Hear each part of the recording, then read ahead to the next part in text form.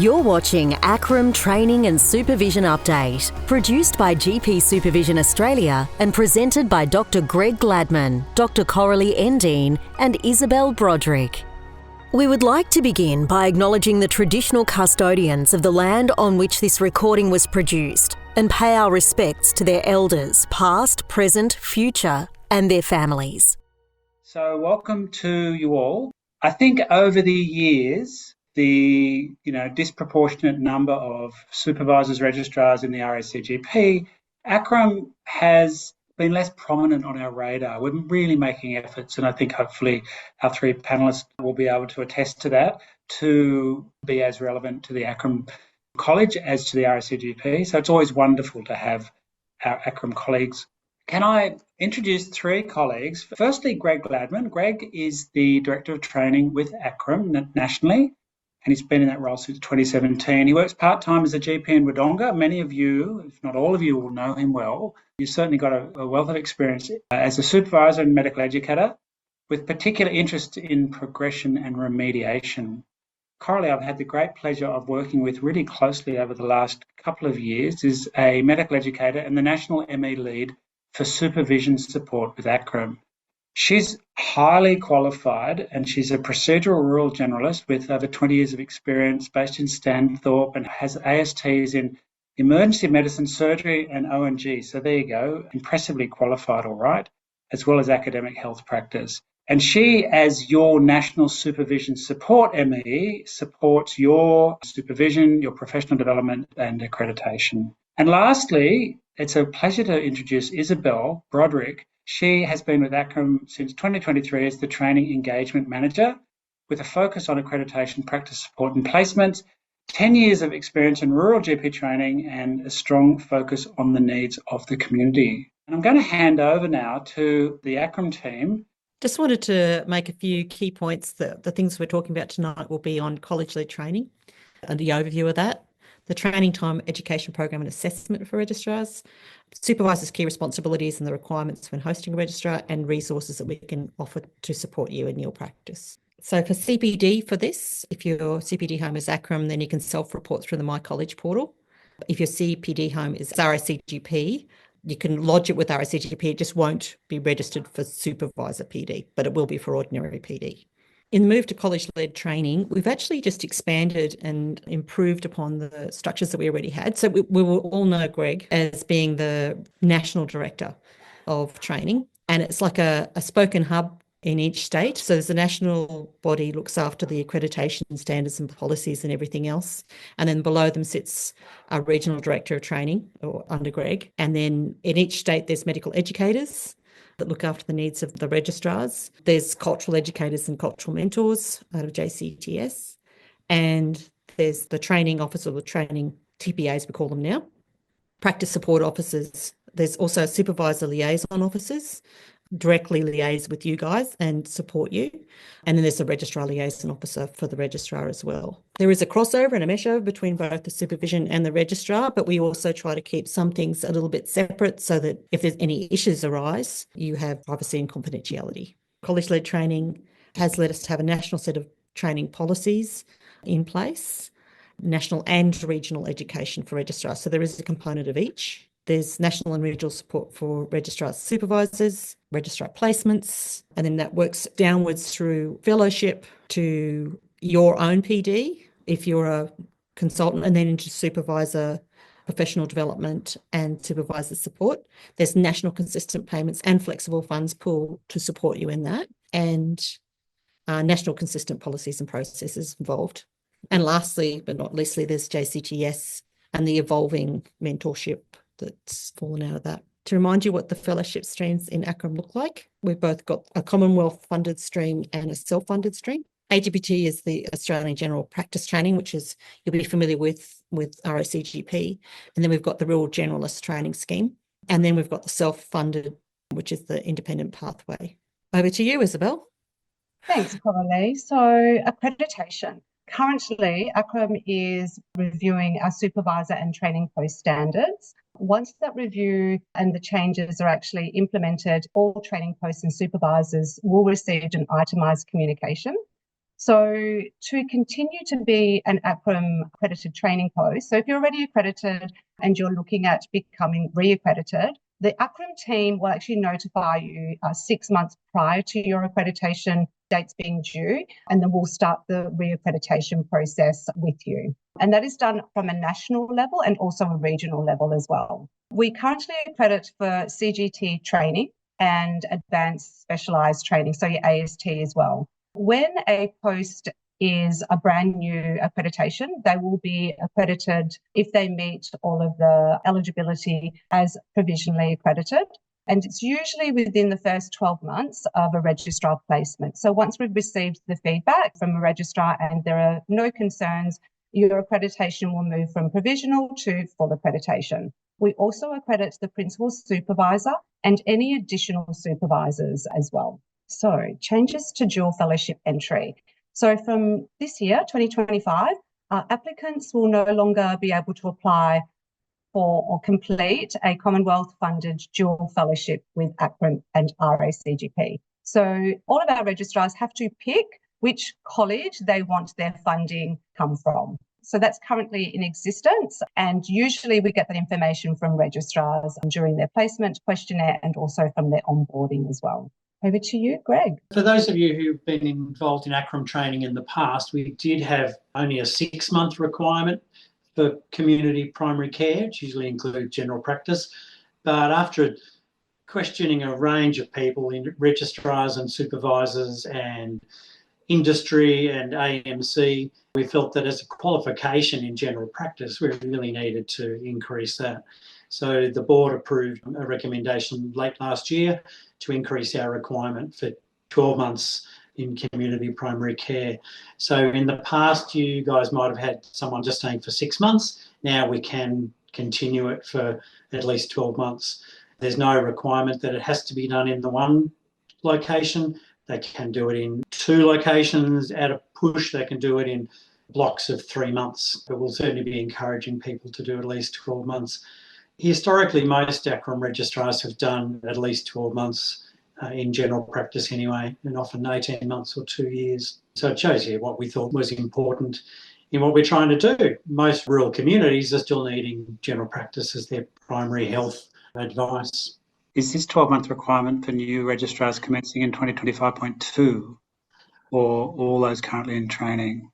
Look, because we know registrars can be vocal, some who got into the program understanding that it was a 6-month requirement, we're not going to pressure them. We'll let them do the 6 months. Yep. It's been promoted that from second half of this year, everyone will have to do the 12 months. And what are the implications, this is my question, for your requirement for practices? Oh, is it likely that you'll need to recruit more practices to accommodate that increase? Look, not so much. As I said, very few ACRRM registrars were only doing 6 months. So I think it's just bringing those ones into line with the majority of our registrars anyway. Can I butt in there, Greg? Historically it's been that the registrars that do poorly in exams are the ones that only do 6 months.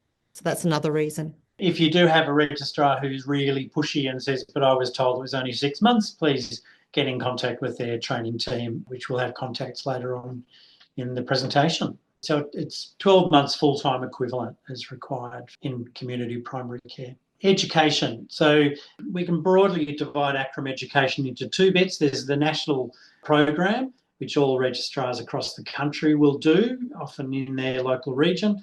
But there's also options for regional teams to come up with some education specific to their region.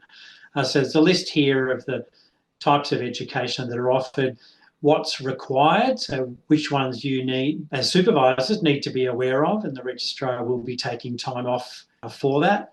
And then there's some that are negotiated, so you can work out yourself how that is and what the topics and things are. Obviously, we'd like registrars to come to as much education that we provide as possible, but there's not always funding for all of those times. Part of the national program is an online modular content with 4 semesters. So semesters A and B are typically done in that first year of primary care, and they're a month-by-month structured program. Semesters C and D are more of an open availability, and so registrars can complete those at any time. So it'd be worth you as supervisors asking at least your registrar what this month's topic is. So it'd be great if you could direct some of your in-practice teaching to those same topics.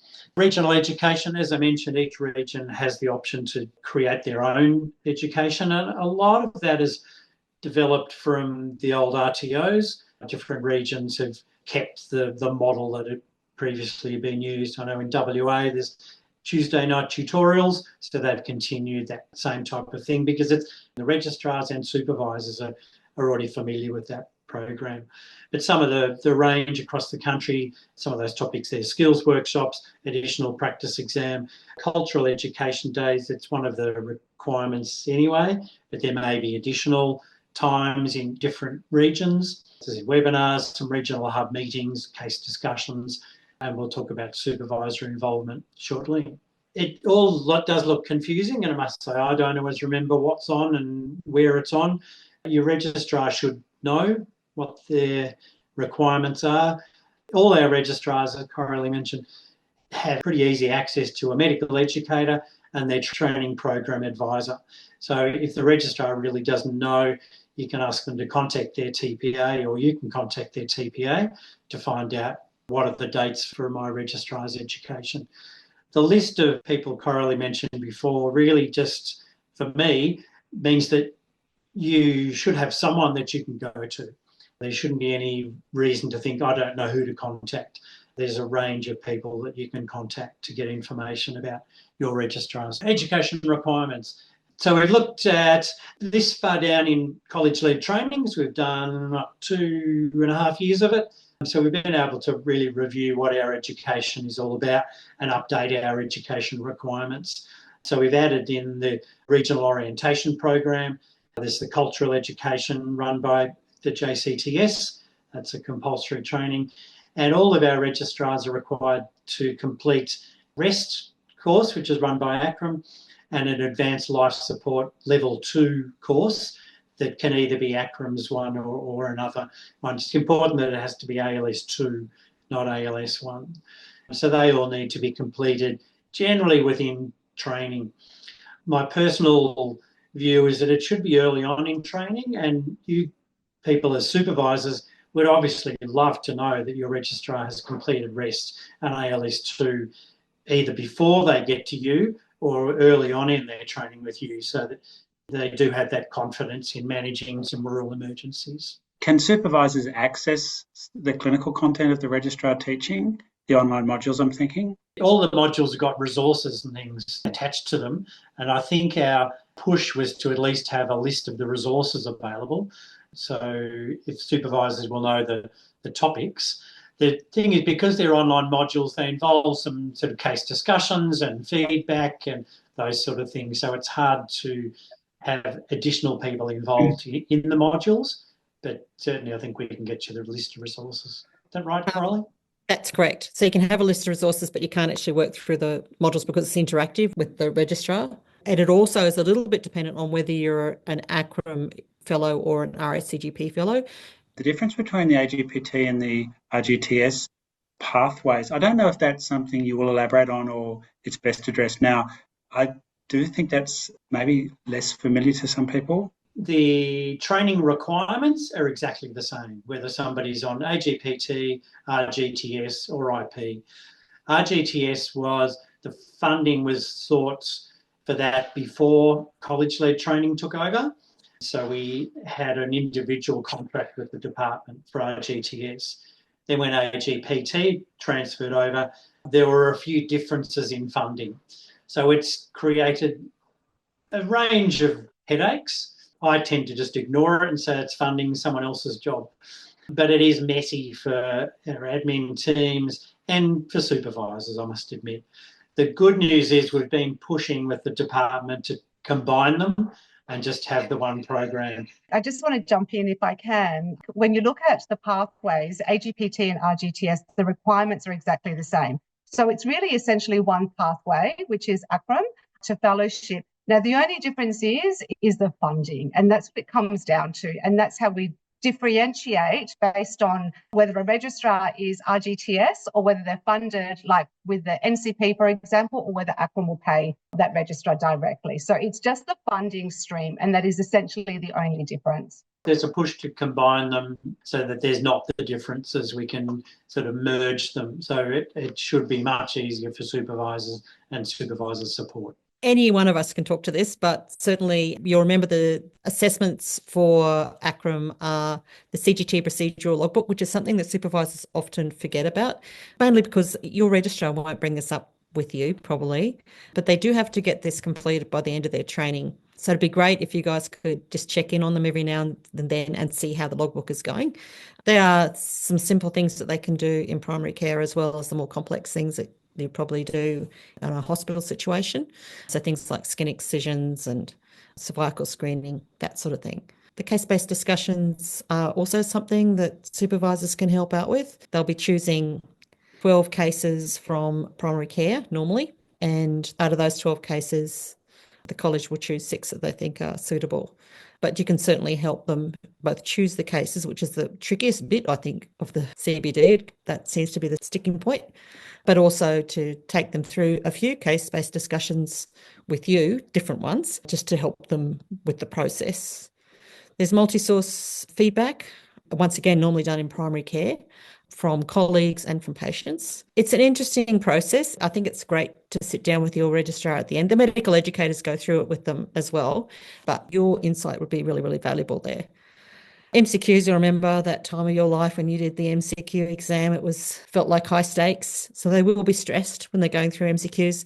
If you feel really strongly about helping people do MCQ theory, you can, but we have medical educators that help with that as well. But the main thing to watch out for is the registrar stress. We've got mini CX, which is a direct observation, so they're a formative assessment, and they're similar to doing a reflective activity on patients' notes, except you're doing it prospectively. So you're sitting in with the registrar, doing direct observation, and then doing 5-minute block of feedback at the end. It's qualitative as well because it's got standardized responses that you can use. It's really helpful, actually. You can work out some things about your registrar that you hadn't probably realised before if you do those. They've got to do 9, normally done in primary care once again. You can both help the registrar out with the assessment requirement and get an idea about where they probably have a deficit and where you want to direct your education. It can be a very useful tool. You don't have to stop at 9, and we recommend registrars just to utilise their supervisors to help them work out, because you don't know what you don't know, right? It's a really helpful tool in that respect. There's a stamps exam, which is once again one of those high stakes, really stressful times for registrars. They often won't ask their supervisors to help them, but you are beautifully placed to assist them with their stamps exam prep. Because once again, it's about the exam, it's knowing exam technique as well as knowing about medicine.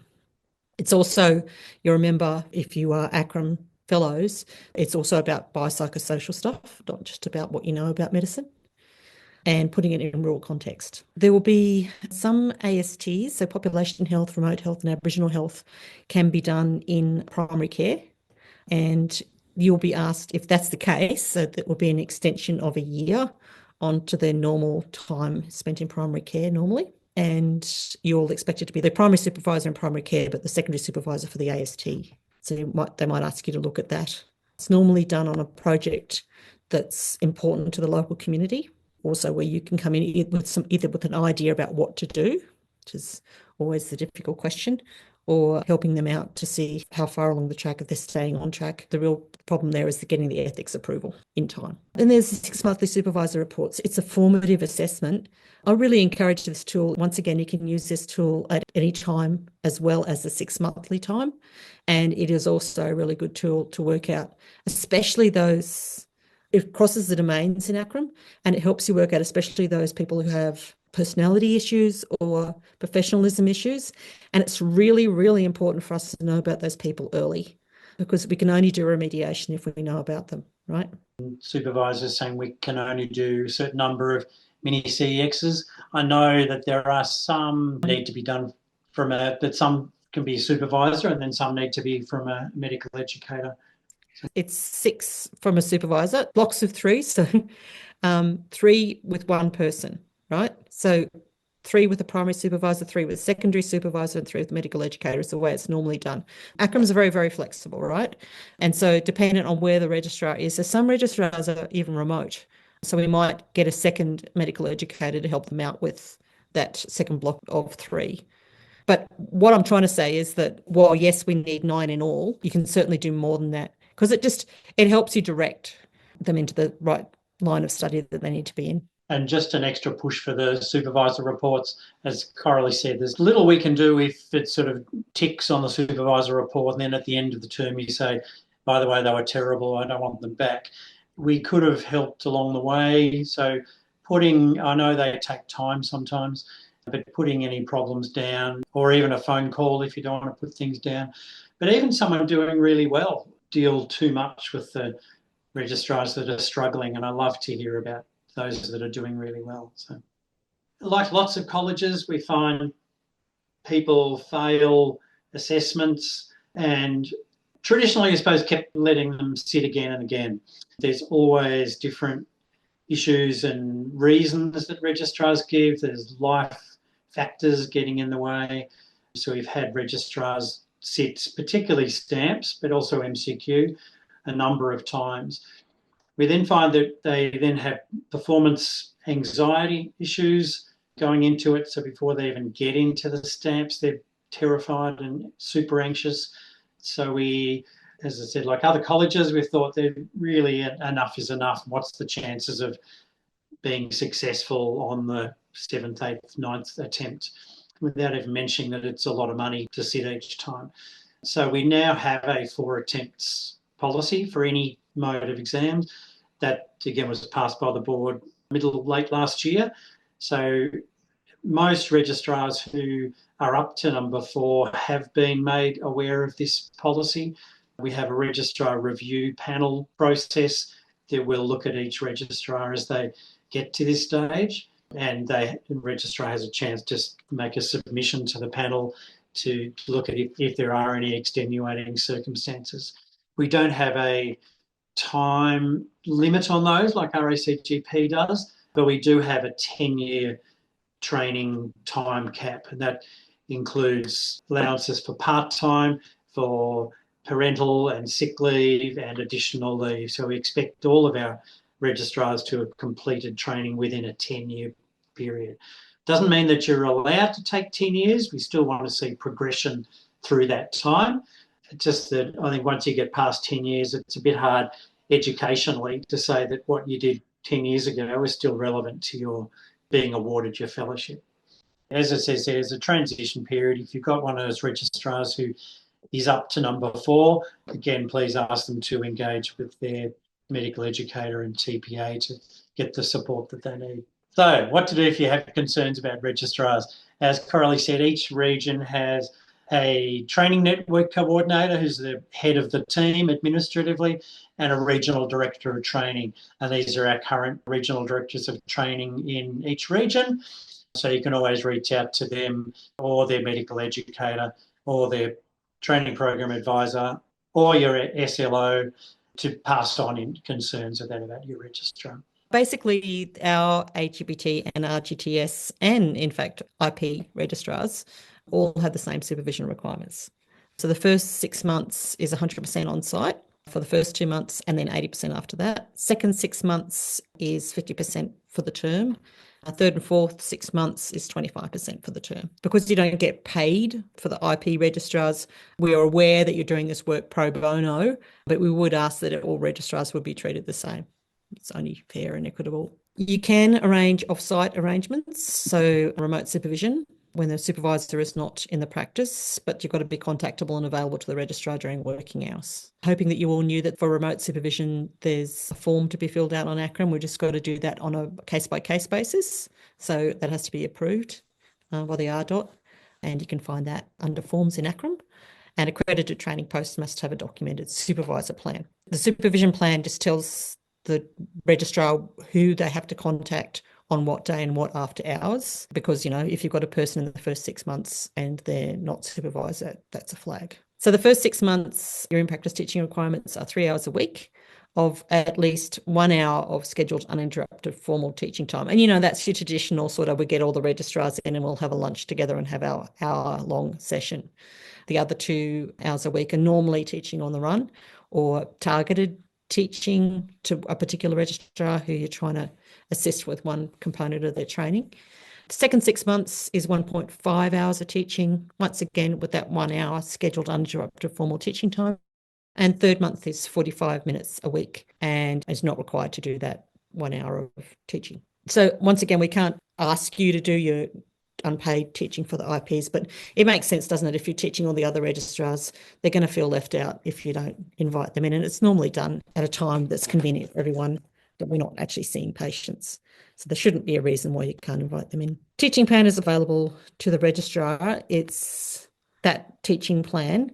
We've got a pro forma is also available in our forms. And it's really good to give regular feedback to the registrar, whichever way you want to do it, informally, but certainly with a supervisor report and certainly with mini CXs as you go along. All of you, once you have a registrar, should have access to RG Hub, which will tell you what your registrar training plan is through ACRRRM. So what part of their pathway they're on, what assessments they've completed, what they haven't completed.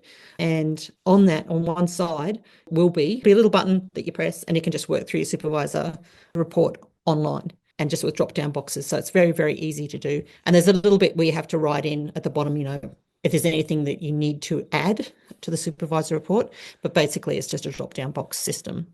So that'll be our first completely online form.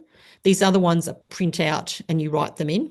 You can type into it like any form, and then that has to go to accreditation. That is correct, Coralie. We are currently updating quite a few moving parts at ACRRRM, and the accreditation form we are gone back to paper-based because there's been so many changes, but we're hoping that those changes will be implemented for semester 2, where you will go back and it will be online as well from an accreditation point of view.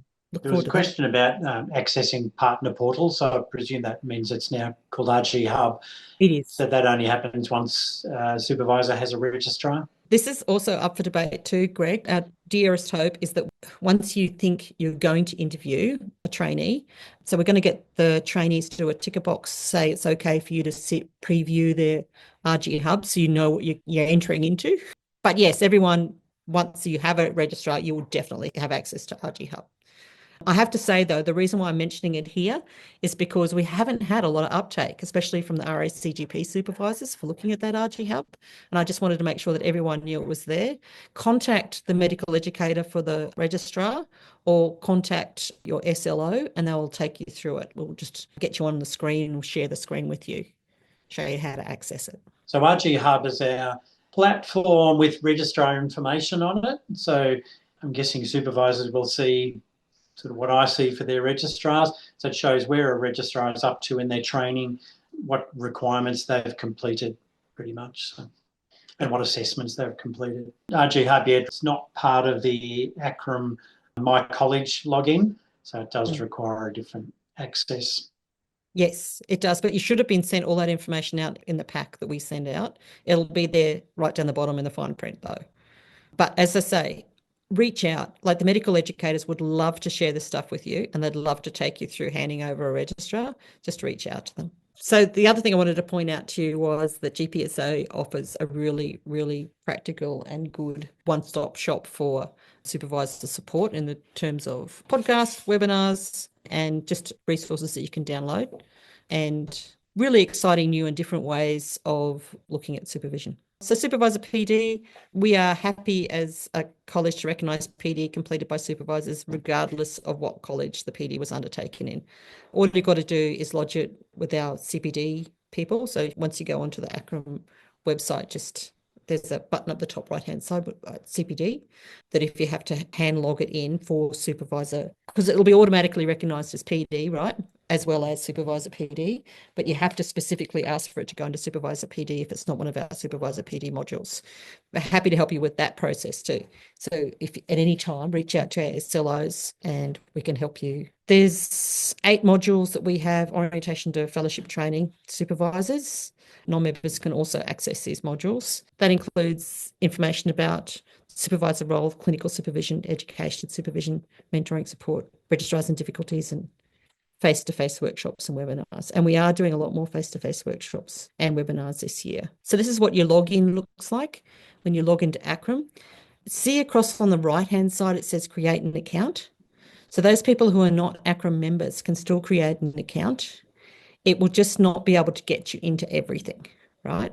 So you'll have a username and password associated with that. It'll get you into the free modules. Some of them are paid modules, so pay for access. And one of my dear hopes is that we'll, in the future, just give you free access because you are supervisors and you've helped us out. Supervisor professional development at the moment includes cultural modules. And this is something that the ANC have asked us, supervisors and practices, to ensure that they are accredited for accreditation. And now we've changed from cultural awareness to cultural safety. And I just wanted to make this point that there is a big difference between cultural awareness and cultural safety. And cultural safety includes embedding policies in your community primary care practices that they're already embedded in the government institutions. If you have difficulty, or if you don't have a policy already and you want help with that, you can actually ask your SLOs and we can direct you into how you would go about creating a policy, and you can use your flexible funding for that, for assistance in developing a cultural safety policy for your practice. There are modules around it to assist you, and certainly we would like to see you do at least one of these modules. Cultural safety, I think, is free now as well. But the Cultural Awareness PIP Incentive is a fee-paying module, unfortunately, at this point in time. Supervision and practice support. So locally, you're supported by your regional team. It's led by your RDOT, but the network training coordinator may be a little bit more accessible. Underneath the network training coordinator sits the training program advisors and medical educators. So the medical educators should be available to you.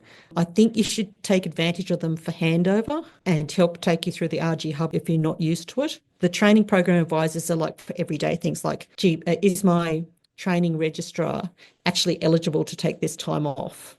So I had someone come up to me once and say, well, I've paid my registrar to go to the whole of the anaesthetic course. It wasn't something that was eligible, and they'd paid for this registrar to take a week off to do it. So if you're at all wondering, oh, is this something that I'm paying for the time off or not, then certainly get in touch with the TPAs. They do know about that, or the practice care coordinators. The supervisor liaison officers, they had a really good additional layer of advocacy for you and mediation and pastoral care. So if you're having, so the typical thing is that you've come to blows with there's something irrecoverable about the relationship with you and the registrar, then the supervisor liaison officer is your guy in the camp.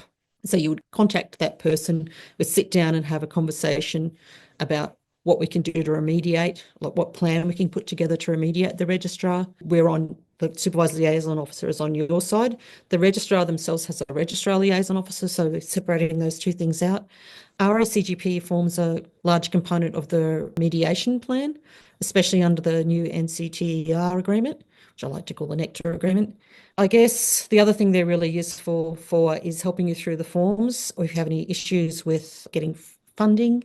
So if you're having issues getting paid, or any of those things, that's your supervisor liaison officer is the person to go to. In addition to that, we've got cultural educators and mentors, which is run through JCTS, and the online and face-to-face training and peer networking opportunities and forums is increasing from this year.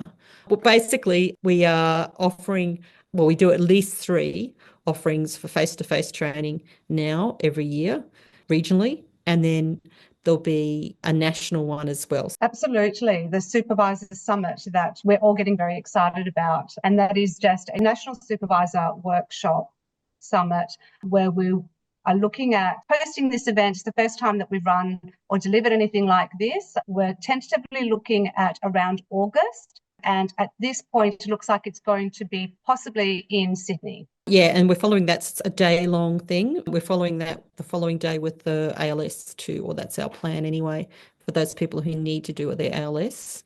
And I understand we're providing accommodation as well as the actual event. That's correct. So travel and accommodation. And so there will be a couple of streams as well. So for new supervisors, newly accredited, and those that have already been accredited with ACRRM for some time. We have been trying for several years to get in on either end of the RMA. And unfortunately, because there's lots of other courses in RMA, And the fact that the RSCGP have a supervisor workshop at RMA, we're not going to do anything at Perth this year. But instead, we're doing a supervisor summit, which is standalone. Even at RMA, there's a number of sessions that are certainly suitable for supervisors. We usually try and have some sessions around training as a part of it. So. National consistent payments. So the NCP started when we went to college-led training, and NCP really is just for AGPT registrars. So it's paid through Services Australia, and training posts and supervisors need to actually have a PRODA account. And there's some steps here how to get a PRODA account. So you log into your individual PRODA account, select the organisation, and then you register the organisation as well. So I just want to be clear, this is for NCP covers AGPT as well. So with NCP, the payments are basically based on MMM classification. There is a practice payment and a teaching payment. Practice payment is paid to the practice, it's paid quarterly in advance, and it's paid by Services Australia. And again, it's important you have to have a PRODA org site ID to enable that payment to go through. And you'll see the regional teams as well. So if you haven't been paid, that's usually one of the things that we would look for to make sure that you have an org site ID set up. The other payment is the teaching payments. It's actually paid to the practice as well, unless we have direction from the practice to pay the supervisor directly. So that is also paid monthly in arrears. And again, you need to have a org site ID set up for those payments to occur as well. Flexible funds. So flexible funds is paid directly by ACRRRM. Flexible funds is in addition to the NCP payments. So it doesn't duplicate any of the payments offered in the NCP framework. There is an application process and the forms are available on the ACRRRM website. As part of the flexible funding, there is a stream eligible or available to supervisors as well. So there's a whole bunch of resources that are available, which includes some examples of what flexible funds have been used for previously as well. So we have listened to your feedback. So there are going to be some new proposed changes to how flexible funding will be rolled out. I guess the lines align will actually notify all of the training posts and supervisors what the new changes are in regards to flexible funding. And again, here's the Supervisor Summit. So very exciting. There will be an addition of the ALS2 course that will be tacked on to the Supervisor Summit as well. Just to advertise, this is a list of our current supervisor liaison officers. So if you have a quick look at who's in your district, these are the people that really support you guys. And I'd like you to make an effort to get to know them if you can. And there's our resources, and that's our time. A bit confusing, and there's a lot to do. It does my head in when you sit and put it all together, all the stuff that we do. But basically, I think Australian general practice training has been doing supervision really well for many, many years. And I think you all know what you need to do, and we're not about to tell you to change what you're doing. It's more a matter of recognising that the excellent supervision that GP supervisors have given and try and, I suppose our processes have developed to try and match that. So please continue to do the great work that you do.